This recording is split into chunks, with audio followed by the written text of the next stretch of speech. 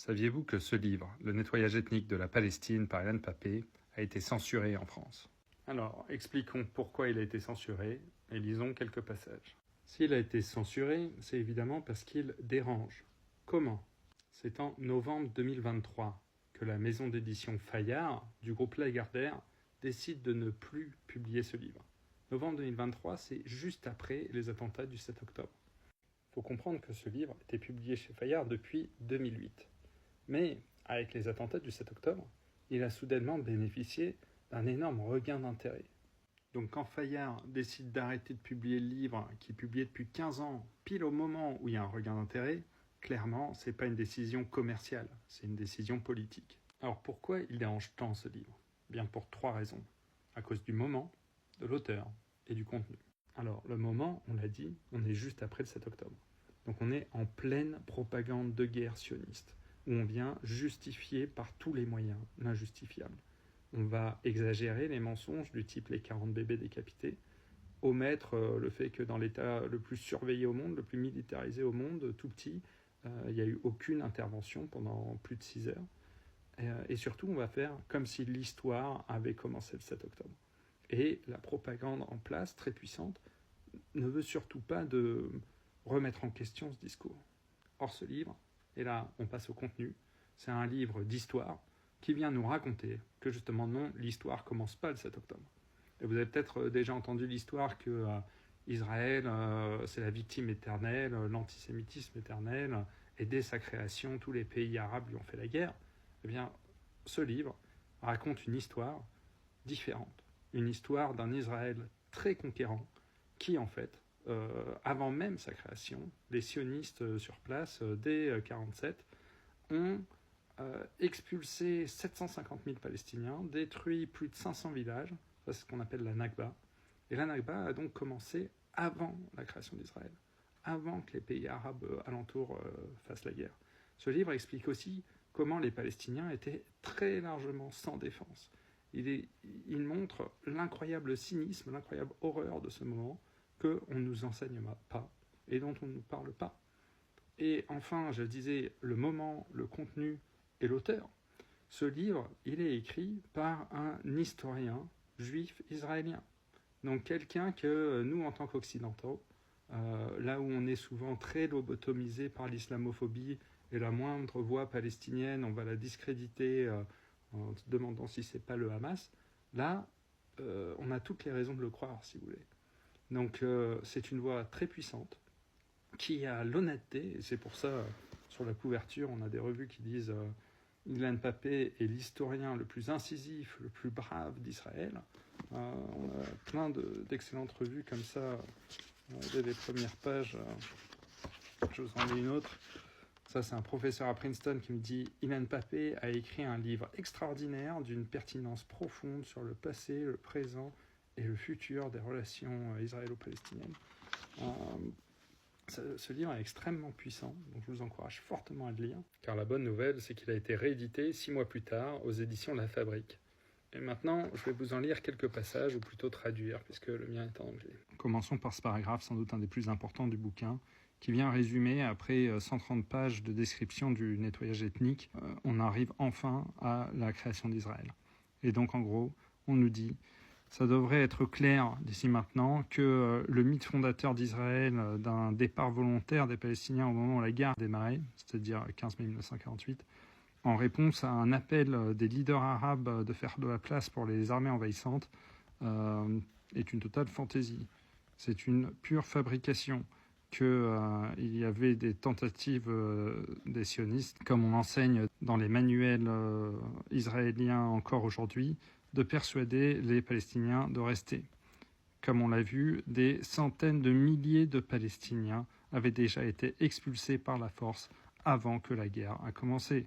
Et des dizaines de milliers seraient expulsés dans la première semaine de la guerre. Pour la plupart des Palestiniens, la date du 15 mai 1948, c'est-à-dire la déclaration d'indépendance d'Israël, n'avait aucune signification spéciale à ce moment-là. C'était juste un jour de plus dans le calendrier horrible de nettoyage ethnique qui avait commencé plus de 5 mois auparavant, c'est-à-dire fin 1947.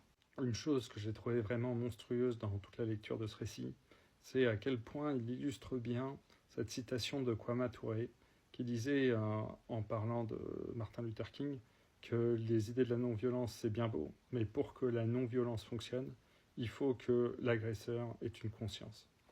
Et dans ce récit-là, je vais vous montrer quelques passages où on insiste sur à quel point les Palestiniens, tout ce qu'ils voulaient finalement, c'était retourner à une vie normale.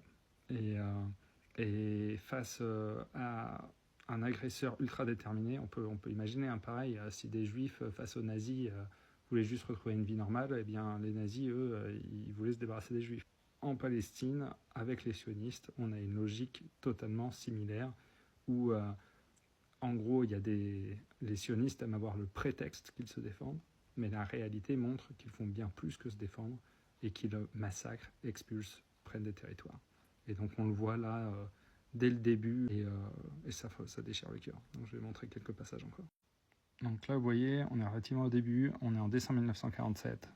Le plan de partition de l'ONU qui voulait partager le pays en deux, ce que les Arabes ne voulaient absolument pas, venait d'être adopté. Donc les Arabes ont fait une grève de 3 jours. Et en fait, très rapidement, on nous raconte que dans tous les cas, après 3 jours, les reporters étrangers qui observent les manifestations et les grèves ont détecté un refus croissant parmi les Palestiniens de continuer les manifestations avec un clair désir de retour à la normalité.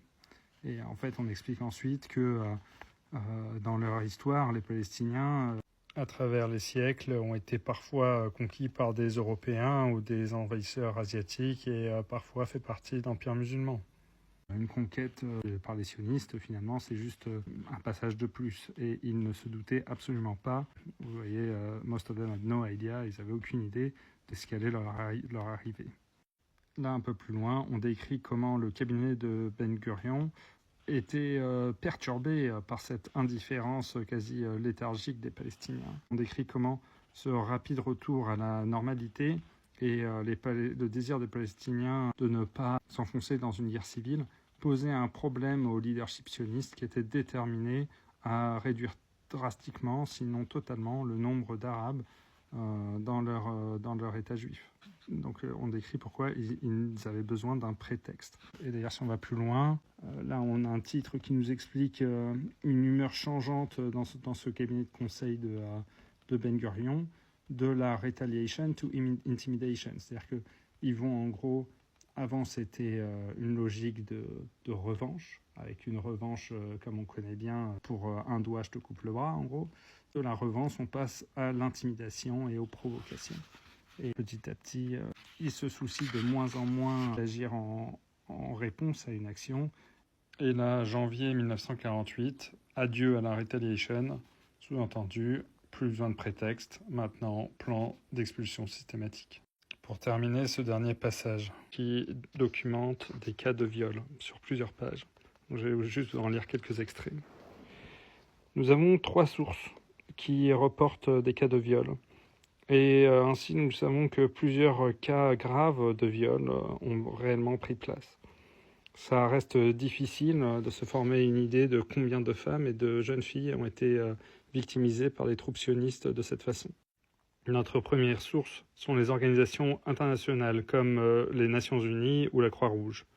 Par exemple, nous avons un cas très tôt, après que Jaffa ait été prise, d'un officiel de la Croix-Rouge de Meuron qui rapporte comment des soldats sionistes avaient violé une fille et tué son frère.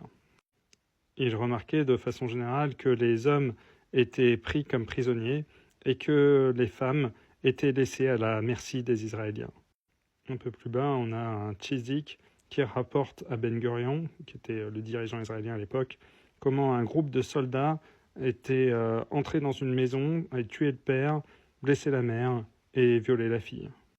Un autre rapport de la Croix-Rouge, le 9 décembre 1948, raconte l'histoire de 2 soldats sionistes qui ont capturé, si je résume, kidnappé une fille de 18 ans et l'ont capturée pendant 17 jours. Évidemment, impossible de savoir ce qui s'est passé pendant ces 17 jours, mais le pire peut être présumé. Ensuite, on raconte que la deuxième source, donc la première source c'était les institutions internationales, deuxième source, les archives israéliennes, qui ne couvrent que les cas où les violeurs ont été poursuivis en justice. Et David Ben Gurion, le dirigeant donc d'Israël, semble avoir été informé de tous les cas et les avoir entrés dans son journal. Il raconte l'incident de Tchizik, dont on parlait plus haut, où des soldats ont voulu violer une fille, tuer le père, blesser la mère, et que les officiers ont couvert l'histoire, mais qu'au moins un des soldats a violé la fille. Et ça continue comme ça pendant plusieurs pages.